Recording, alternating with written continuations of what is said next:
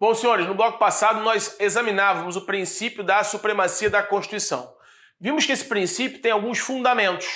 E um dos fundamentos normativos do princípio da supremacia da Constituição é a dicotomia entre poder constituinte originário e poder constituído. Vimos a ligação também com a rigidez constitucional e com o controle de constitucionalidade.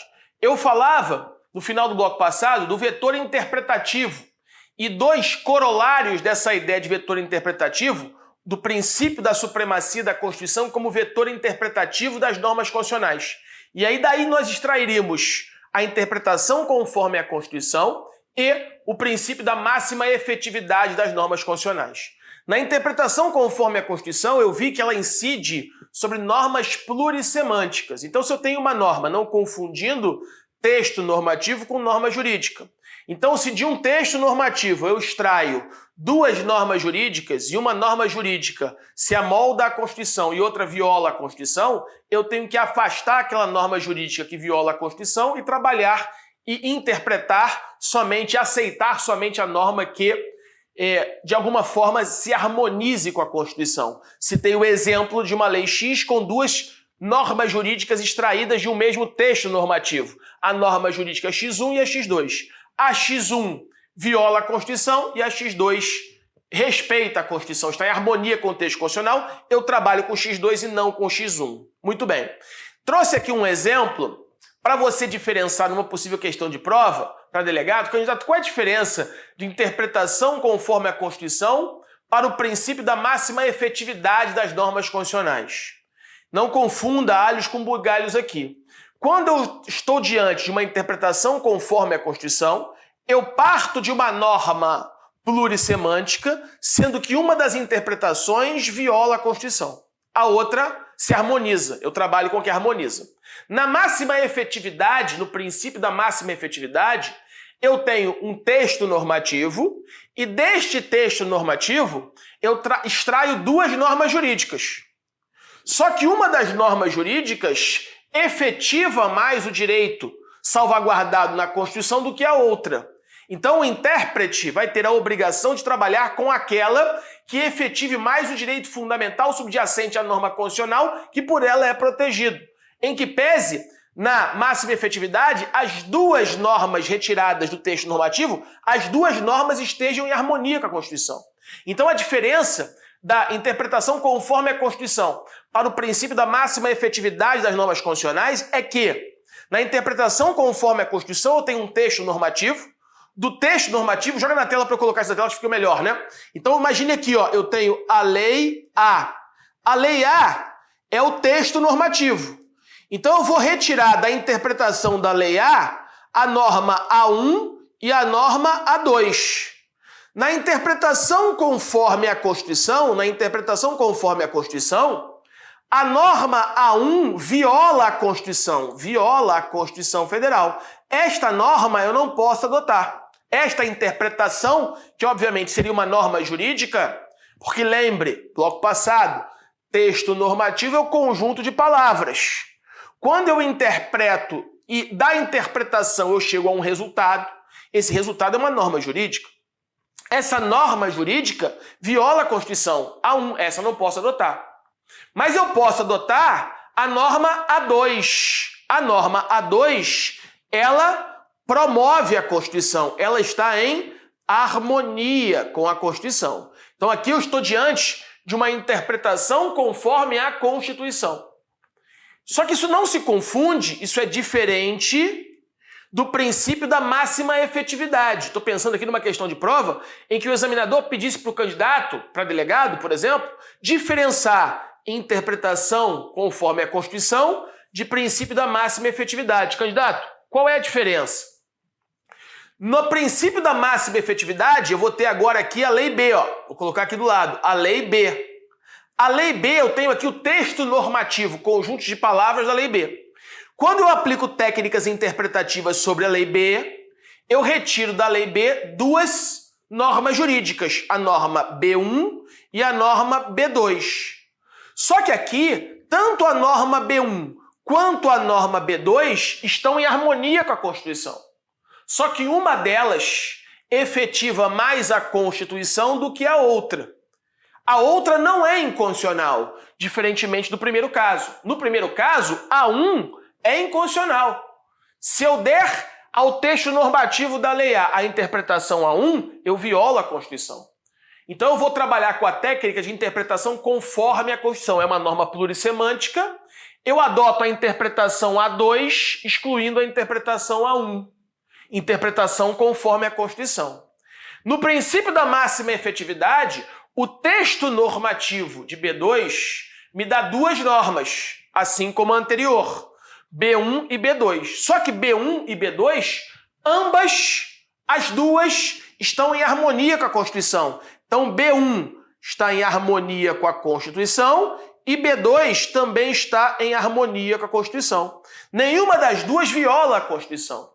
Só que uma delas efetiva a Constituição, efetiva o direito subjacente à Constituição, mais do que a outra.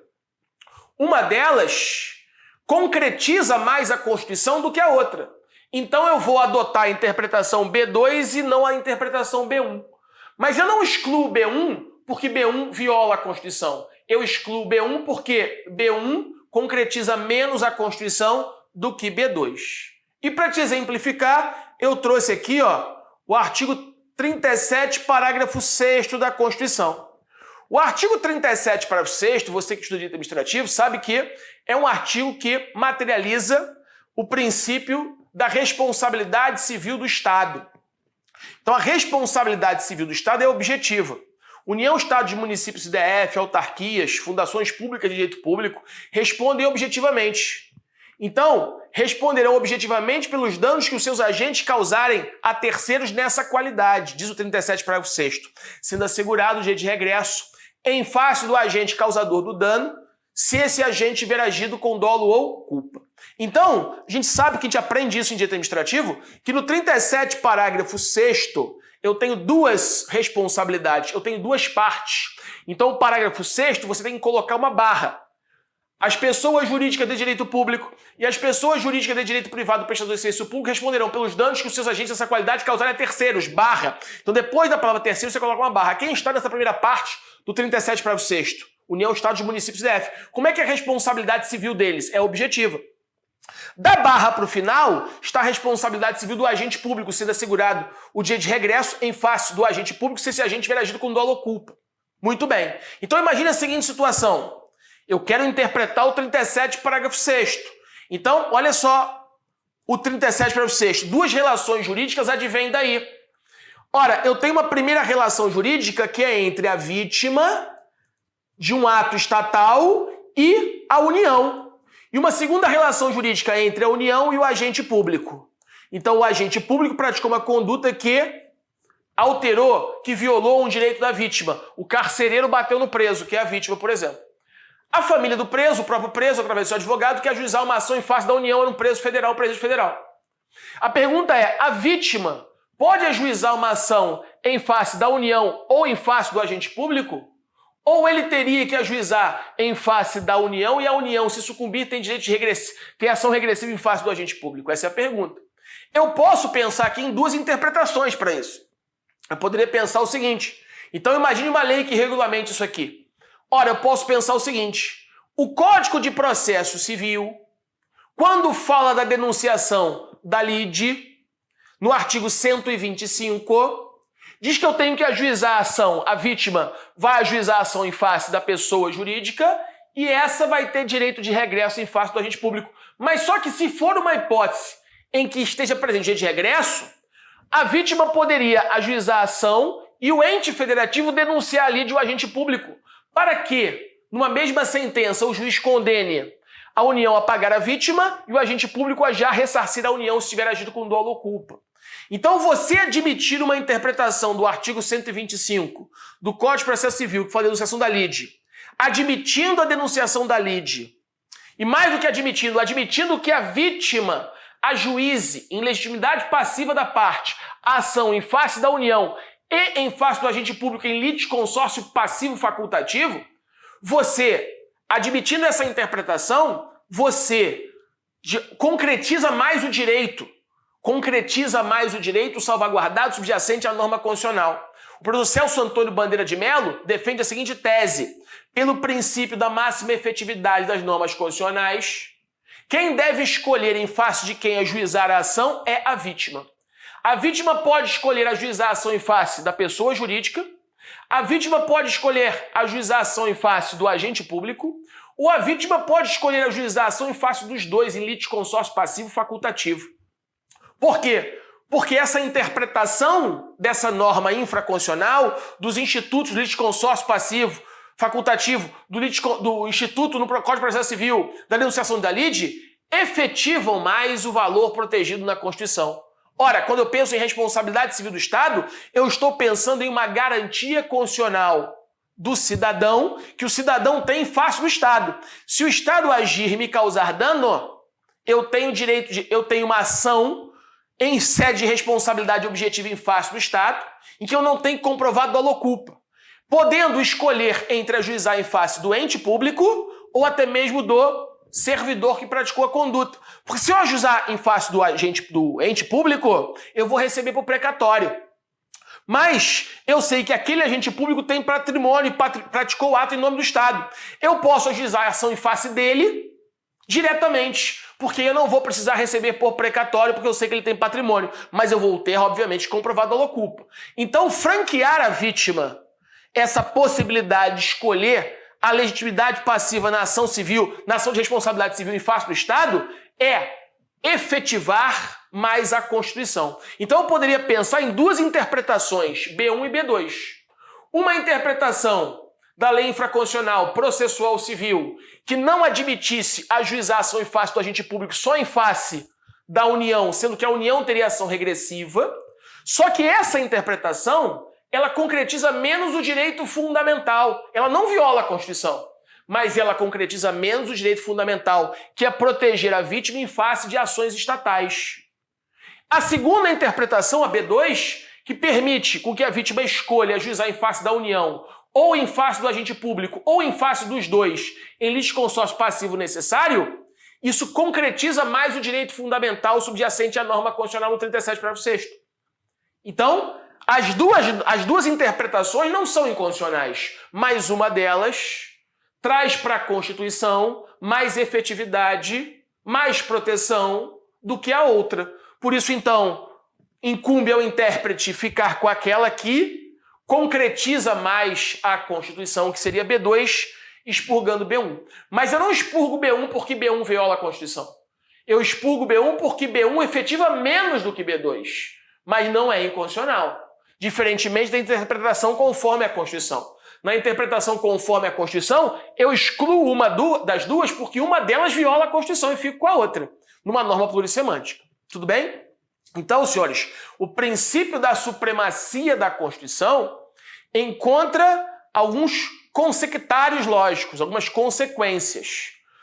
Dicotomia entre o PCO, poder constituinte originário, poder constituinte e poder constituído, rigidez constitucional, controle de constitucionalidade e vetor interpretativo, me levando à ideia de princípio da interpretação conforme a Constituição e princípio da máxima efetividade das normas constitucionais. Sendo certo que ele pode perguntar no próprio delegado qual é a diferença de interpretação conforme a Constituição para princípio da máxima efetividade das normas constitucionais. Qual é a similitude? Em ambos os casos eu estou trabalhando com normas plurissemânticas. Em ambos os casos eu não posso confundir texto normativo com norma jurídica. Texto normativo é o conjunto de palavras, norma jurídica é o comando permissivo, proibitivo, explicativo que se extrai do texto normativo a partir do momento que eu uso técnicas de interpretação. E daí eu retiro a norma jurídica. Norma jurídica não se confunde com texto normativo. Essa norma jurídica, numa norma plurissemântica, que é aquela que tem mais de uma interpretação possível, uma delas pode violar a Constituição. E se uma delas violar, eu afasto a que viola e trabalho com as demais. Interpretação conforme a Constituição. Princípio da máxima efetividade, norma plurissemântica. Texto normativo não se confunde com norma jurídica. Eu tenho mais de uma norma jurídica porque eu estou diante de uma norma plurissemântica e não monossemântica. Então, se é uma norma plurissemântica, eu tenho que ver dessas, B1, B2, B3, B4, BN, qual delas efetiva mais a Constituição.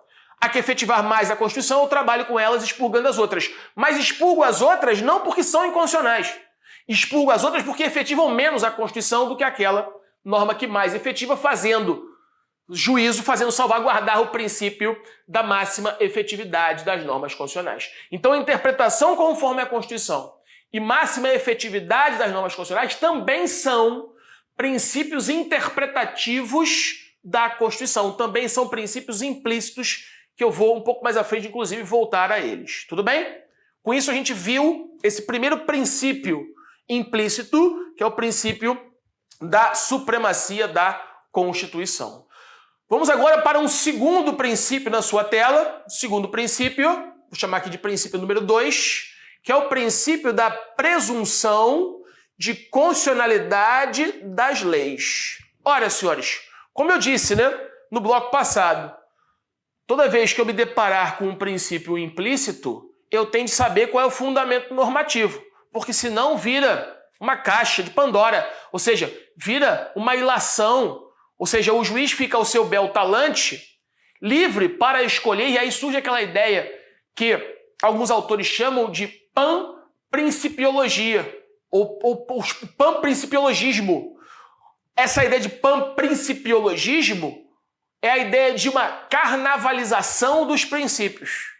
Eu pego um princípio abstrato com baixa densidade normativa, dignidade da pessoa humana, e ele vai servir como um passe de mágica para resolver qualquer tipo de conflito, sem nenhum tipo de fundamento no direito, muitas vezes. Ok? Então, quem fala sobre isso é o professor Lênio Streck, aqui no Brasil, bastante sobre isso. Essa carnavalização dos princípios. O professor Daniel Sarmento também usa essa expressão. O panprincipiologismo, a ideia de que um princípio poderia ser um passe de mágica para resolver qualquer tipo de conflito sem nenhum tipo de fundamento. Então, qual seria a ideia desse princípio da presunção de constitucionalidade das normas jurídicas? Ora, o seu fundamento é o princípio da supremacia da Constituição. As normas constitucionais as leis, melhor dizendo, são presumidamente constitucionais. Então, o princípio que a gente está estudando agora é o princípio da presunção de constitucionalidade das leis. E qual é o fundamento disso? O fundamento disso é a supremacia da Constituição. E por que mais uma vez é o princípio da supremacia da Constituição que é o fundamento da presunção de constitucionalidade das leis? Ora, senhores, as leis são manejadas, são produzidas por um poder constituído. E esse poder constituído foi previsto na norma constitucional. Norma constitucional que não é documento político, é documento jurídico. E que vai definir, numa divisão constitucional de competência, quem serão os órgãos públicos, os agentes públicos responsáveis pela produção normativa das leis. Produções normativas legislativas que vão encontrar fundamento na Constituição. E aí vai se presumir, então, que os agentes públicos que são titulares de cargos públicos, alguns eleitos, alguns investidos por meritocracia, concurso público, vão cumprir a Constituição, porque ela é a lei maior do Estado. Ela inaugura o ordenamento jurídico, ela é uma norma cogente, ela é uma norma com força normativa, não é um documento de sociologia jurídica, é um documento não só político, mas é um documento jurídico. Então eu vou presumir que esses agentes públicos, presidente da República, quando editar decretos, medidas provisórias, o próprio poder legislativo, legalmente eleito pelo povo com legitimidade democrática, que vai, a partir de um processo democrático de escolha, fazer leis, a partir do momento que é eleito numa democracia representativa, ele vai criar normas que estão de acordo com a Constituição. Então, joga na tela. A ideia aqui, que fundamenta o princípio da presunção de constitucionalidade das leis, é a própria supremacia da Constituição, que é uma norma obrigatória para todos os poderes. Então, o Executivo, quando for produzir uma medida provisória, quando for produzir um decreto regulamentar, eu vou presumir um decreto autônomo numa agência reguladora, eu presumo que ele fez em harmonia com a Constituição Federal. Presume-se, então, que tenha esse dever que incumbe a todos os agentes públicos, que esse dever tenha sido realizado, que esse dever tenha sido cumprido. Os agentes públicos fazem juramento. Ah, André, mas juramento não vale de nada. Sim, meu filho, mas eu não estou falando de um juízo de certeza que as normas produzidas pelos agentes públicos no plano infraconstitucional, no devido processo legal legislativo, que necessariamente elas não violaram a Constituição. Eu estou falando de uma presunção. O que eu presumo é que não foram feitas em desarmonia com a Constituição. Mas aí vem justamente esse ponto 3 aqui, ó, que poderia inclusive ser a questão atinente a essa sequência do meu raciocínio.